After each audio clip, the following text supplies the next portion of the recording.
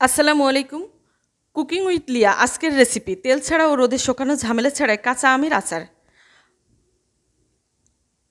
প্রথমে আমি আমগুলো সুন্দর পরিষ্কার পানি দিয়ে ধুয়ে নিয়েছি। এবার আমি আমগুলো খোসা ছাড়িয়ে নেব।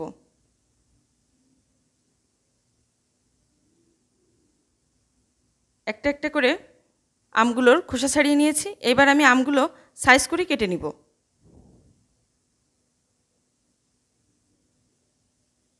আমি আমগুলো কেটে নিয়েছি। আমি এইভাবে আম কেটেছি। আপনারা যে যেমন পারেন সে তেমন করে আমগুলো কেটে নেবেন। এবার চুলায় ফ্রাই প্যান বসিয়ে দিয়েছি এবং ফ্রাই প্যানটা গরম হয়ে এসছে। এর ভিতরে আমি শুকনো মরিচ দিয়ে দিয়েছি 4-5টা। শুকনো মরিচটা আমি সুন্দরভাবে ভেজে নিব।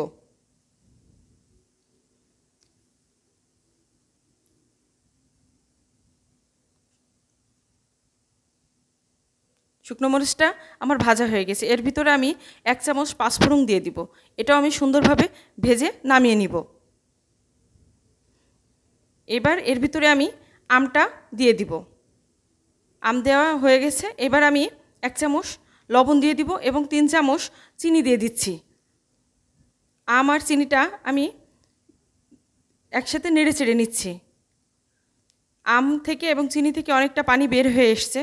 এবার এর ভিতরে আমি দিব শুকনো মরিচের গুঁড়া 1 চামচ ও হলুদ গুঁড়া 1 চামচ দিয়ে আবার একটু নাড়াচাড়া করে নিব।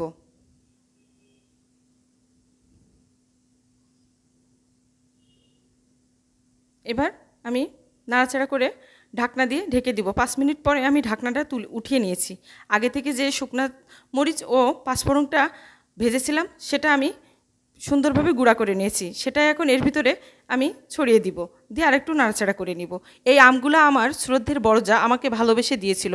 আমিও ভালোবেসে টক টক ঝাল ঝাল মিষ্টি মিষ্টি আচার বানিয়ে ফেললাম। কেমন হয়েছে সবাই কমেন্টে জানাবেন।